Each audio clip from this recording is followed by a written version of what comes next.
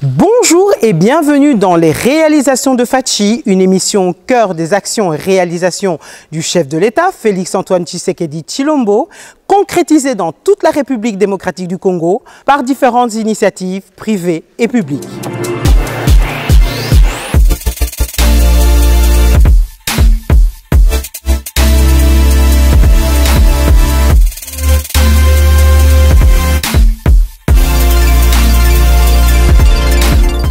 Aujourd'hui, nous allons vous faire découvrir le Centre culturel des arts et d'Afrique centrale, abrité au cœur de la capitale et qui fera de Kinshasa une véritable plaque tournante de la culture et des arts du continent africain.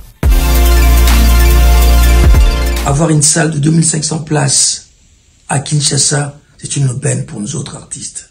Rencontre avec Madame Yolande Elébé, ministre de la Culture, des Arts et du Patrimoine, pour nous parler de cet ouvrage somptueux, résultat de la coopération sino-congolaise, redéfinie selon la volonté du chef de l'État, d'un partenariat réellement profitable à la République démocratique du Congo, mais également symbole de la longue amitié qui lie la Chine à la RDC.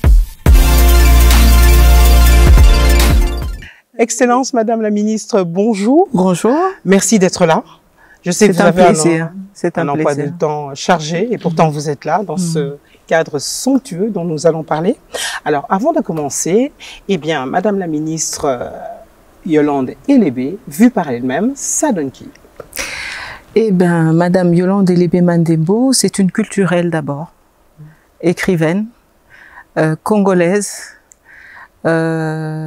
qui a une passion pour son pays et qui aujourd'hui a cet honneur, mais aussi ce devoir, pour moi, que j'estime extrêmement important, celui de porter le ministère de la Culture. Et comme on dit, culture et zaboko konabiso, ça veut dire c'est les racines de ce pays. Et donc pour moi, c'est une responsabilité que le chef de l'État m'a confiée et que je prends extrêmement au sérieux. Voilà, c'est ça, Madame Yolande Elébé Mandembo. Mais c'est beau, c'est beau. Merci. Alors, on y est, hein, ce merveilleux endroit. Le fait d'être ici aujourd'hui, ça vous fait quoi? Vous vous sentez comment? Eh bien, je trouve, je suis heureuse de voir un cadre comme celui-ci dans mon pays. C'était dommage que nous n'en ayons pas. Parce que quand on parle, c'était même un paradoxe, on peut le dire, parce que un pays hautement culturel comme la RDC ne peut manquer d'espace comme celui-ci, d'espace d'expression, d'espace de créativité, d'espace de professionnalisation. Et donc, avoir ce bijou, pour moi, c'est une fierté et bien évidemment, j'en remercie notre président de la République, le chef de l'État, son Excellence Félix-Antoine Tshisekedi Tshilombo. Alors justement, donc nous sommes au Centre culturel et artistique pour les pays d'Afrique centrale. Alors en quoi ce centre justement s'aligne dans la vision du chef de l'État, Félix-Antoine Tshisekedi Tshilombo? Mais je citerai 2 points. La création d'emplois déjà, parce que ça permet, avec un centre comme ça, la création d'emplois. Mais en même temps, nous avons la diversification et la compétitivité en termes économiques. Très souvent, on voit la culture comme juste un outil de divertissement, ce qui est une grosse erreur. Alors que la culture, non seulement c'est nous, ce que nous sommes, ce que nous pensons, comment nous réfléchissons, comment nous nous habillons, comment nous mangeons. Mais à côté de ça, il y a toute une économie autour de la culture. Et donc, on s'est battu longtemps justement sur ce projet d'avoir le développement aussi par la culture. Et donc, un centre comme celui-ci, pour moi, est vraiment un outil qui va permettre non seulement la professionnalisation, au niveau du secteur culturel, mais aussi la diversification de l'économie. Vous parliez de la culture qui se perd un peu, et c'est une réalité, face à une jeunesse qui est là et qui parfois est confrontée à d'autres cultures. Je dirais, j'utilise bien le terme confronté parce que c'est pas toujours de manière positive à cause des réseaux sociaux, etc. Et on a affaire à une acculturation justement. Qu'est-ce que vous aimeriez dire à cette jeunesse qui nous regarde, cette jeunesse congolaise, pour qu'elle soit justement fière de sa culture et puis qu'elle se réconcilie avec sa culture congolaise? Je pense que la jeunesse ne s'est pas totalement dégagée de notre culture. Elle continue à la porter, mais à sa manière. Maintenant, l'un des volets importants du ministère de la Culture, c'est la préservation de notre culture. Ça veut dire quoi? Ça veut dire que nous sommes dans un monde qui est devenu global, avec le numérique, avec tout ce qu'on voit, les réseaux sociaux, qui fait que notre jeunesse est ouverte au monde. Mais l'ouverture au monde ne veut pas dire que nous devons nous perdre. Et donc c'est un défi majeur, c'est un défi qui est celui du ministère de la Culture, de faire en sorte que nous ayons les racines pour avoir des ailes.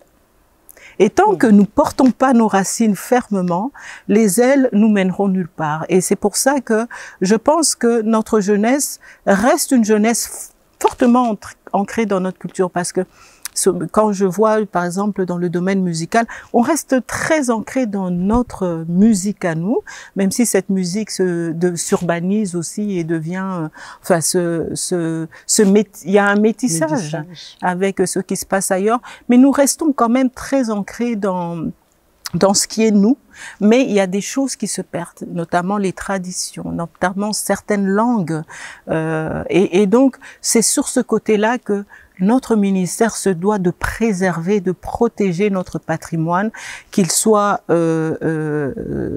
au niveau des langues, qu'il soit au niveau des traditions. Nous sommes un pays, comme je dis, riche de sa diversité, c'est-à-dire, je crois que nous sommes le pays qui exprime le mieux la diversité dans l'unité. Et donc nous devons préserver tout ça. Donc c'est un défi, mais je crois que notre jeunesse est tout à fait ouverte à ça. Maintenant, c'est à nous aussi de faire en sorte qu'ils restent ancrés dans cette tradition, en tout cas qu'ils la connaissent, et puis qu'ils soient aussi ouverts au monde. Merci, en tout cas, c'est vrai que c'est important et c'est bien de l'avoir souligné. Alors, le Centre culturel et artistique pour les pays d'Afrique centrale est abrité au cœur de Kinshasa, fera sans doute de la capitale une véritable plaque tournante de la culture. Mais selon vous, à votre avis, quels seront les débouchés de ce projet pour Kinshasa, pour la RDC, pour l'Afrique centrale en général? Quels seront les débouchés? Je peux en compter trois. D'abord, le développement en termes culturels, économiques aussi. Nous pouvons aussi parler du fait que ça va ouvrir une certaine diplomatie culturelle, mais aussi le rayonnement de notre pays à travers ce centre, qui sera un centre qui sera ouvert aussi à d'autres pays, non seulement de l'Afrique centrale, mais de partout, à notre diaspora aussi. Et donc je pense que ce centre répond pour moi déjà à ces trois points importants. Oui. Alors, pourquoi un centre culturel et artistique pour les pays d'Afrique centrale et non exclusivement pour la RD Congo? Bon, je crois qu'il faut retourner à la genèse de la construction de ce site. Et c'est parti au fait de ce sommet sino-congolais, sino-africain, pardon, le troisième, où il a été décidé de créer des centres culturels en Afrique. Et donc, il fallait en créer 5. Un en Afrique du Nord, un en Afrique de l'Ouest, un en Afrique de l'Est, un en Afrique australe et un en Afrique centrale. Et donc la RDC, pour moi c'est naturel que nous ayons été choisis et que la ville de Kinshasa ait été choisie. Et donc c'est un centre pour l'Afrique centrale, mais c'est un centre congolais. Parce qu'il a été, même en termes du statut juridique et administratif, c'est un centre congolais. Mais ouvert à l'Afrique centrale, et il est ouvert à l'Afrique centrale par justement les programmations qu'il y aura, les échanges culturels qu'il y aura. Et donc je pense que sur ce point-là, pour moi, il y a pas vraiment de débat à avoir. Ce centre est au Congo. Personne ne viendra le prendre pour l'amener ailleurs. Il est chez nous. Mais c'est à nous aussi d'avoir, comme nous l'avons toujours eu, cette ouverture vers la sous-région et vers le monde. Alors, au niveau de l'architecture, on voit que les normes ont bien été respectées et il y a vraiment cette mixité, ce mélange harmonieux entre les deux styles, Chine et RDC. Un mot peut-être par rapport à ça? Oui, mais c'est surtout le style congolais et c'est ça que je trouve magnifique. J'aime les couleurs qui sont les couleurs de la terre. Et donc, pour ça, je pense que c'est vraiment un joyau qui nous est offert et pour lequel nous devons vraiment faire en sorte que ce joyau soit préservé, mais aussi que ça devienne un exemple. Un exemple dans le sens où nous sommes appelés à avoir des centres culturels dans d'autres provinces, au niveau de la RDC, qui ne seront peut-être pas aussi grands que celui-ci, mais en tout cas, le modèle de gestion ou économique et même architectural de ce centre est pour moi un modèle que nous pouvons peut-être voir de quelle manière le faire aussi dans les provinces et autres. Et donc, moi, je suis extrêmement fière de voir ce bijou et nous devons en prendre soin et faire en sorte que même au niveau de tout ce qui concerne la gestion d'autres centres, c'est au fait pour moi quelque part par ce centre nous allons donner l'exemple au reste. Par rapport à la manière de gérer un centre, par rapport à la manière de gérer les partenariats publics-privés, parce que nous sommes appelés à aller aussi vers ça. Par la manière de faire en sorte que ce soit aussi un lieu de formation, que ce soit un lieu de création, que ce soit un lieu de diplomatie culturelle. Et donc ça, c'est l'exemple grand art. Voilà, c'est bien ça. Ça va encore mieux. Oui, exactement. Alors, la salle, on est en plein centre-ville, hein. Enfin, on est en face du Palais du Peuple. On est dans la salle principale, le théâtre principal. 2000 places, quand même, hein. C'est bien grand, hein. C'est magnifique. Donc, dans cette salle, il y aura quoi? Il y aura quoi? On fera quoi? Il y aura tout. Il y aura tout. On peut tout faire dans cette salle. Et donc, ça permet l'expression artistique vraiment dans toute sa beauté. Et puis, nous sommes dans un secteur qui est artistique. Nous avons le Palais du Peuple juste en face, puisqu'on parlait de la Chine, qui nous a aussi été aussi offert par la Chine, qui est normalement aussi un centre culturel. Oui, historiquement, c'était, ça a été offert comme aussi un lieu culturel, mais bon, les choses ont évolué. Nous espérons pouvoir le récupérer un jour. Nous avons à côté le musée et nous avons le Stade des Martyrs qui fait partie aussi de la coopération entre la RDC et la Chine. Donc, je pense que le secteur est un secteur qui est hautement culturel et qui va permettre, je pense, avec une bonne programmation, avec une bonne vision, avec cette idée vraiment d'ouverture à la culture, de faire des choses magnifiques, mais vraiment avec toutes les disciplines artistiques, mais au-delà de ça, aussi un lieu de formation. Voilà. Alors, avant de vous poser ma dernière question, parce que ça passe tellement vite, hein, j'aimerais tellement encore rester en votre compagnie, mais est-ce que vous pouvez peut-être encourager un artiste qui nous regarde et qui se dit, l'art, c'est pas toujours quelque chose de reconnu, c'est pas toujours quelque chose de, voilà, c'est pas un métier à part entière pour certaines personnes, alors que comme vous l'avez dit, l'art, la culture, c'est tout. Il y a un artiste qui nous regarde et qui dit, j'ai pas le sentiment de pouvoir vivre dans mon art et de pouvoir évoluer dans mon art. Qu'est-ce que vous aimeriez lui dire? Je lui dirais, je connais ce sentiment parce que je suis artiste aussi. Je connais ces moments de solitude pour la créativité, mais après aussi ces moments de solitude où on est là face à moi, par exemple, à un livre que j'écris et que je me dis, et maintenant j'en fais quoi? Je le distribue comment? Comment les gens vont connaître mon livre? Comment je peux faire en sorte que mon art, ma créativité soit connue? Ce sont des questions que je pense, la solitude de l'artiste se trouve à ce niveau-là. Mais en même temps, justement parce que je suis du domaine et que je le connais, c'est l'une des raisons pour laquelle dans mon combat, en tout cas une fois arrivé au ministère, j'ai voulu d'abord parler réglementation. Parce que sans réglementation, ça ne permet pas la professionnalisation. Et sans la professionnalisation, il y a aussi des difficultés pour pouvoir vivre de son art, notamment protéger ses œuvres. Et ça, c'est avec les droits d'auteur et autres. Et donc, depuis que j'ai été nommée, par le chef de l'État et que j'ai reçu aussi la confiance de la première ministre, de qui je reçois aussi des orientations. Mon défi a été d'abord de parler réglementation, statut de l'artiste, loi fixant les principes fondamentaux de la, enfin, loi fixant les principes fondamentaux de la politique culturelle, réglementation des concerts et autres arts vivants, parce qu'il y en avait pas. Donc il y a plusieurs aspects aujourd'hui qui, pour moi, sont très importants pour pouvoir faire en sorte que l'artiste puisse travailler correctement et qui puisse aussi vivre de son art. Mais au-delà de ça, nous avons des réflexions, par exemple sur la sécurité sociale de l'artiste, sur le fait que nous recevons souvent des artistes qui sont malades, qui ne peuvent pas se faire soigner, et donc nous essayons de réfléchir couverture maladie. Nous n'avons pas un répertoire fiable des artistes. Or, comment faire des prévisions? Comment faire mettre en place des plans d'action si vous ne savez pas quel est l'écosystème? Et donc, nous avons lancé aussi à ce niveau-là, au niveau de notre site internet, un appel aux artistes de venir s'inscrire.